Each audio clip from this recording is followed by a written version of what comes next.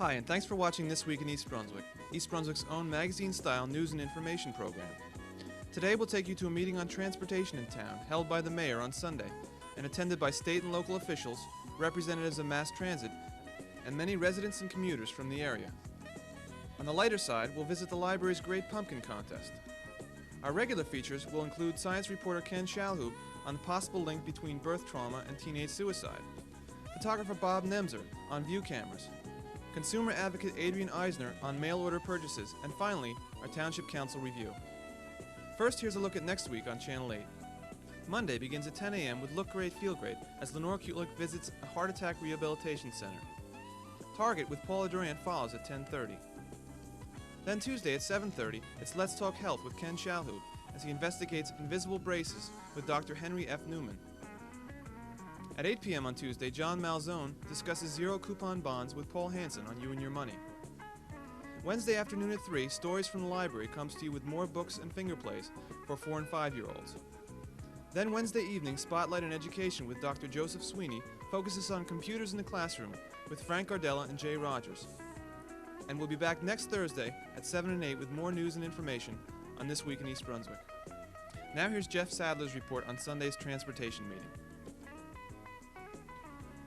Over 150 East Brunswick commuters attended the Township Public Meeting on Transportation held at the library on Sunday, October 27th. Also in attendance were representatives from the State of Transportation, New Jersey Transit Authority, County Freeholder Crabriel, Mayor Fox of East Brunswick, and Lou Neely, Finance Director, also Councilman O'Connor and Becker. Also, representatives from Suburban Transit and New Jersey Transit, the two bus companies that service East Brunswick commuters. Mayor Fox opened by explaining the purpose of the transportation meeting was to discuss the problems commuters face in East Brunswick. He also asked the public to suggest any possible solutions to these problems. Later, East Brunswick resident David Litt, a commuter for 9 years, expressed his concern about traffic problems on Route 18 and offered a solution. You go through the problems of getting up, getting to the bus, finding a spot. Here's a bus. It's a good bus. You're sitting next to a good person. The light works. And all of a sudden, you're on Route 18. Forever. Listen to the psychological problem. You have 45 minutes. You know, if you're lucky, you can't worry about what happens on the turnpike. You can't worry about what happens on the bus lane. But Route 18, we haven't even started the trip, and we're in problems. Let's fix Route 18. Once upon a time, Route 18 were 2 lanes, and then like an access lane into the Getty station and into the places on the right. Fortunately, that's been changed because then it would be backed up all the way to the Atlantic Ocean. Right? That's been changed. It's 3 lanes. I heard a new word tonight. I've been wondering what it is for years. Contra traffic. All right, that's the thing. I think that's what you said. Contra lane, where it's going the other way. I've spoken to 15 bus drivers from Suburban. Why don't we have a contra lane on Route 18? All right, a lane going north when everyone's going south. Every bus driver I've spoken with says, yeah, we can make the right turn from Ticey's onto it. All they got to do is put up some signs. We don't need it all day. How about from 7 till 8:15? From 7 to 8:30. Make 1 lane on the other side of Route 18 going that direction. All right? Wouldn't that be great?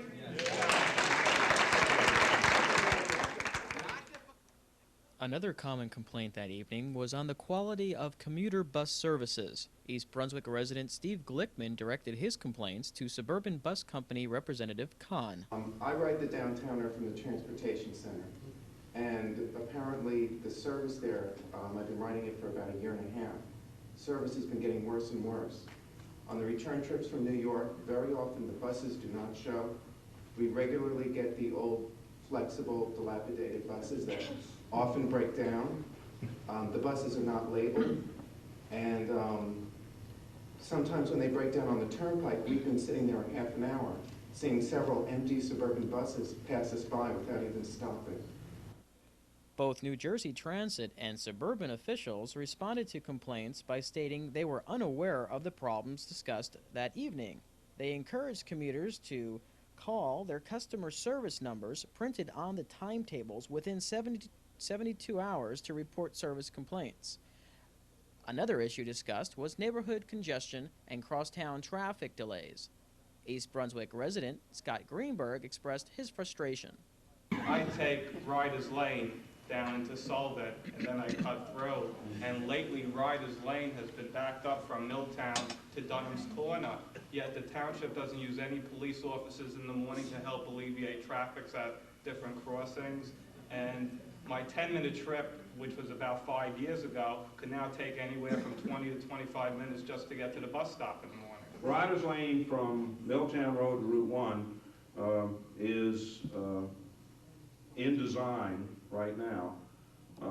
The expectation is that the bids will go out in the winter. Fall of next year. It's a little bit delayed. Design. Construction will start in the fall of next year. Construction will start the fall of next year to make that improvement, which will make it substantial. Will make a substantial difference. The commuter parking issue was given top priority at this meeting. Paul Raskin spoke for many regarding the former Ramada Inn, now East Brunswick Turnpike parking facility. The best facility that you happen to have in this township, and it was said by the second gentleman who stood up, is the former Ramada Inn site. I've tried all the other commuting facilities in your township and my township, and none of them measure up to that location. And anything you plan on doing in the future should revolve around a facility like that. We have not even really been to the township council with any of the proposals, and I'd rather not have them find out about it here as opposed to in a council session.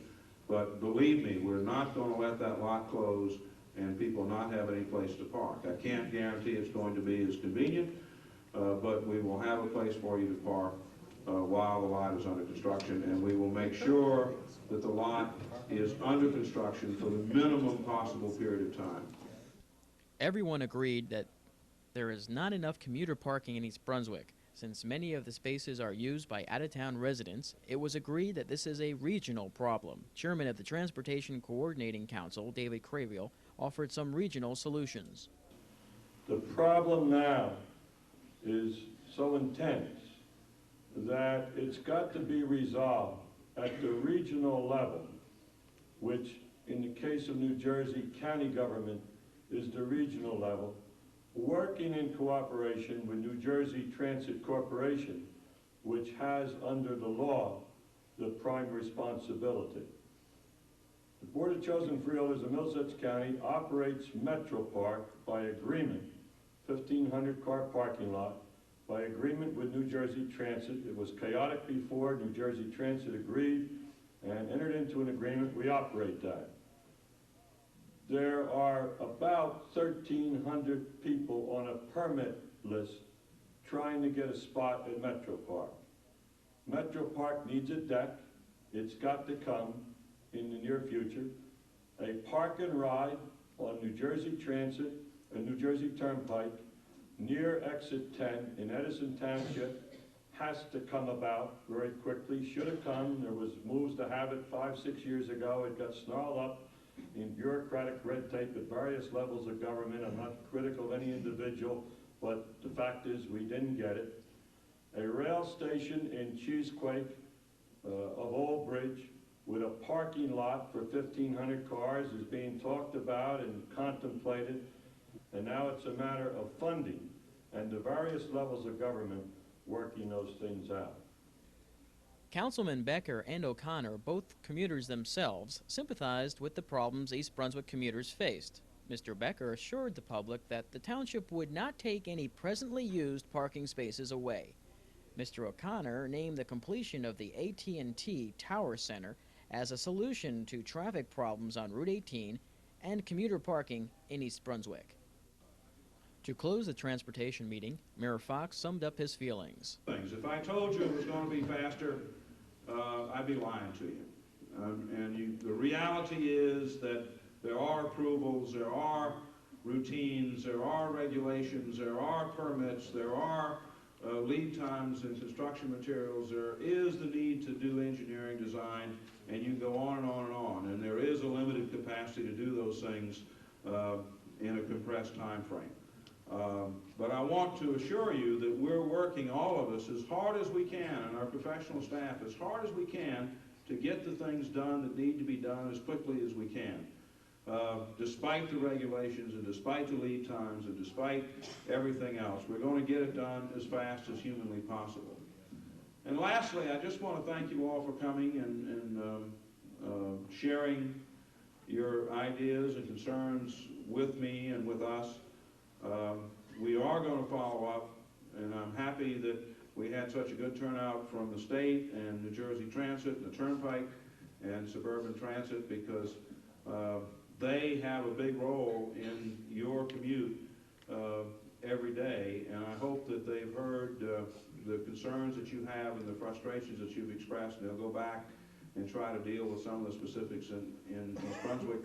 And I want to promise you that I'm going to follow up with them and make sure that we receive the attention that we deserve.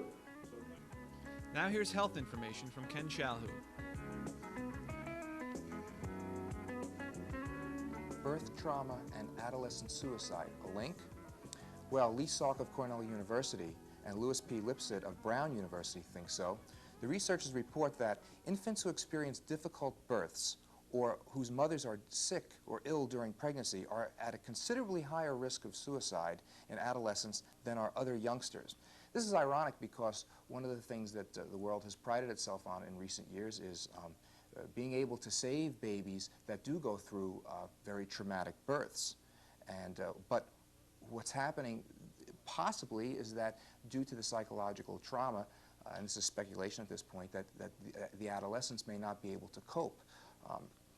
Lipset, who had previously linked such apparently minor birth-related risks to sudden infant death syndrome, says that children who start off life in jeopardy behave differently. In turn, people, including their parents, may act differently towards them. This reciprocating spiral of interaction, he says, can conceivably contribute to later problems, including suicide. Knowing this could help potential risk children. Lipset emphasizes that it is important to realize that most children at risk do not go on to commit suicide. He adds, however, that one could say we have gone beyond nature with our technology in saving infants in trouble, and it behooves us to look at the developmental consequences of that technology. So an interesting study or series of studies. I'm sure there will be more to follow. Thanks for watching, and see you next time on Health Facts.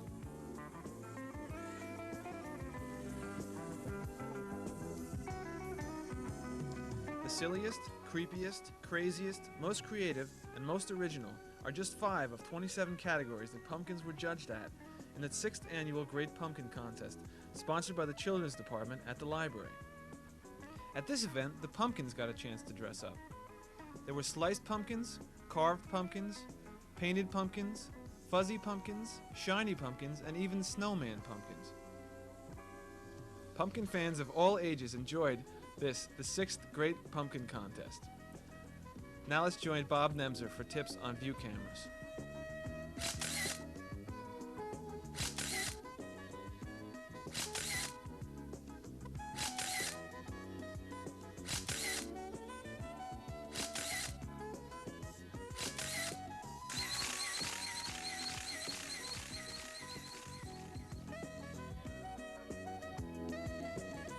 Hi, I'm Bob Nemser and this is Quick Clicks. There are basically 4 types of viewing and formats in a camera. The view camera, which we see here on the table, the direct view rangefinder camera, the twin lens reflex, and the single lens reflex. Today's view or sheet film cameras are an updated version of the 19th century plate camera. It's basically a lens with a diaphragm and a bladed shutter unit linked by flexible bellows to a large, usually 4x5 viewing screen made of glass. Now the operation is rather simple.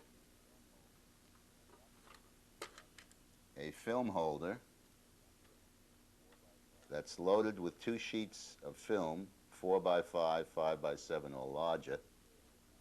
You load it in the dark room, and then there is a light shield put over it. And what happens is this is placed in the camera after it's focused, and you focus this with the bellows, moving them in and out until the image is on the screen. Once the image is on the screen and fixed, you slip in the film holder, pull out this screen, snap the picture, push the screen back in, you remove the holder, turn it around, slip it in again, and repeat the process for the other sheet of film that's in it. And then you take the film out and have it processed, send it to the lab, or do it yourself with the holder and all. And that's the simple view camera. Now, there are pros and cons to using this type of camera. The cons or problems with it is it's bulky. You can only shoot a limited number of photos at a time, and it's very hard to take around with you and must be used on a tripod most of the time.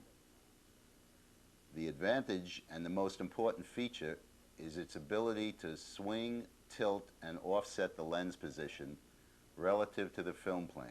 What I mean by that is, if in natural perspective you have curved lines and converging lines, if you want to correct for that and have perfectly square lines, specifically on buildings or inanimate objects that you're photographing, the film plane tilts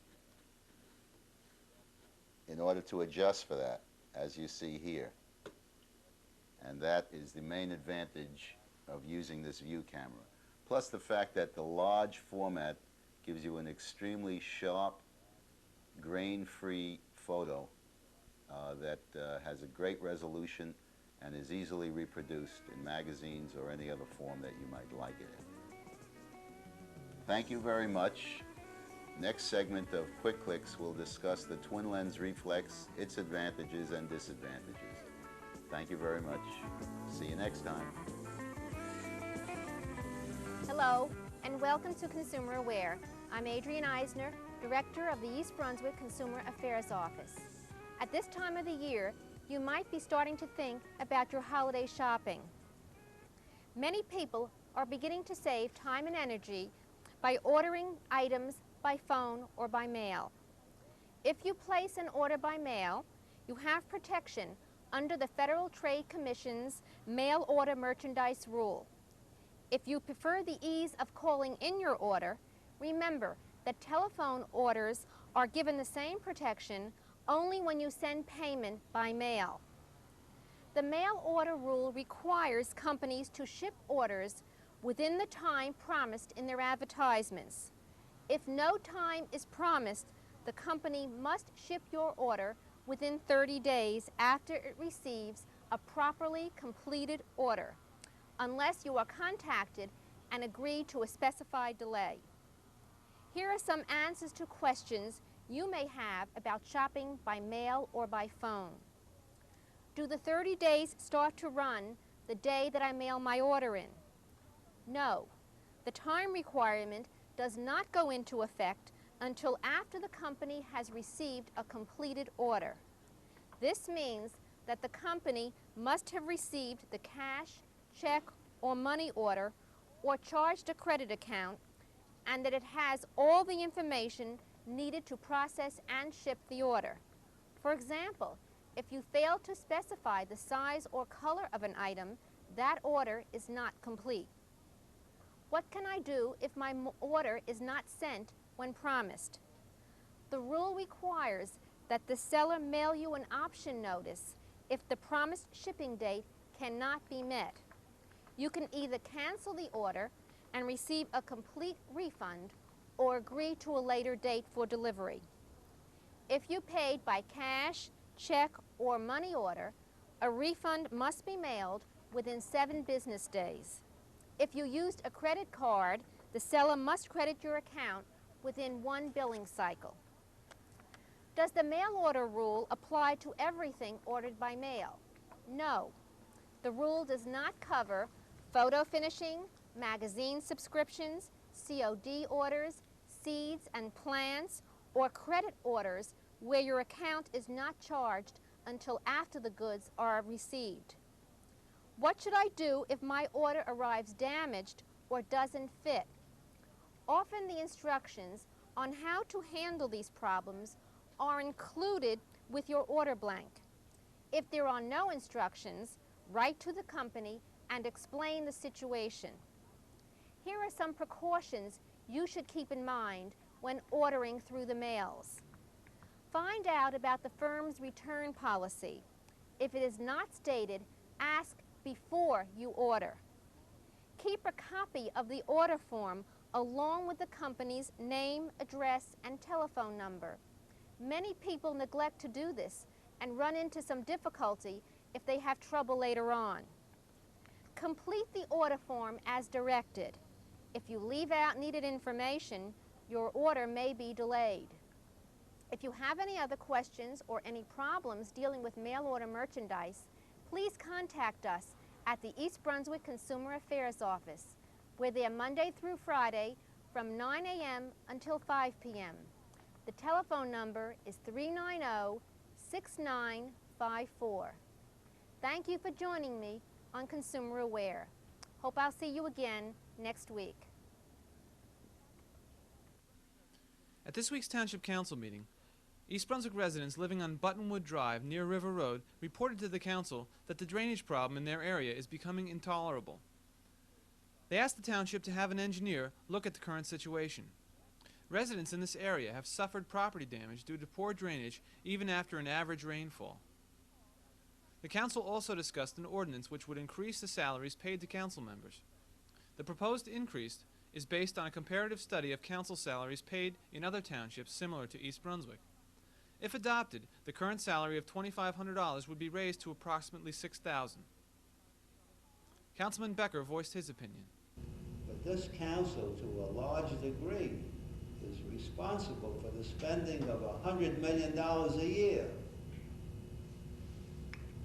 And if you people think that my $44.45 a week compensates me, well then fine. If you want me to turn it in, I'll turn it in too. But you're not doing your duty. And I'd like you two, who have expressed apparently the opinion that public officials should work for nothing, I'd like to understand it, open my mind. And in my closing, I think it's about time we council people acted in a real bipartisan manner and reopened this in some fashion and got down to a reasonable salary, and the reasonable salary should not be based upon what somebody else in the next town is getting, even though they're getting far more than us. That's not the point. The point is, what is this job worth? What is every job in this town worth? And that's what should be our duty, not whether we can afford to work for nothing. Other council members, including John Runyon, offered their suggestions on the subject. I really believe that the $2,500 for someone to spend 20 to 30 to 40 hours a week of their life and tremendous amount of money for telephone and all the other expenses that we incur, that $2,500 continues to be a ridiculously low number. That's my opinion. I don't, I'm going to survive, barely. I'm going to survive without the salary increase. I think, therefore, that the council ought to fall back on this issue and perhaps take another look at it, maybe appointing a bipartisan committee of good folks like we did, like was done in 1977. And that made recommendations on salary increases, all of which weren't really acted upon at that time. The final vote saw Mr. Runyon, as well as Councilman Michael Baker and Russell Walker, voting down the ordinance. Mr. Becker abstained. Council President O'Connor, the only member to support the salary increase, expressed his opinion after the final vote was taken. And if nobody here really thinks that their salary ought to be increased, I think it's a foolish idea. To Mr. Becker's point, to work for darn near nothing is absurd today. Therefore, because because of the way everything proceeded this evening. And it was clearly a jockeying for political position, I think. I'm going to vote no on every single item that comes up regarding this. In fact, I wouldn't even vote to put it on the agenda. It's been discussed enough this evening. Everybody had the opportunity to do what they thought was correct this evening, and we made a mockery out of it. Finally, there was good news for residents of the Del Prado development in East Brunswick. The council adopted an ordinance that authorizes the acquisition of a 15-foot right-of-way for a pedestrian sidewalk. The walk will connect Constitution Court to Fern Road. That's all for this week. Thanks for watching.